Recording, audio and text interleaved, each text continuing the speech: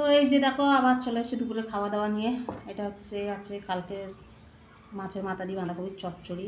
এখানে আছে ভাত, সেখানে দেখতে পাচ্ছ স্যালাড। স্যালাড বলতে এই যে শসা, পেঁয়াজ, কাঁচা লঙ্কা চিচিঙ্গে ভাজা, সর্ষে বাটা দিয়ে পাতলা করে মাছের ঝাল করেছি।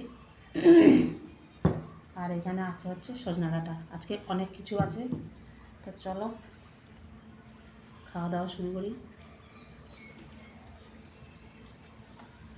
আর লঙ্কাগুলো না একদম কচি, ঝাল নেই, একদম কচি কচি লঙ্কা।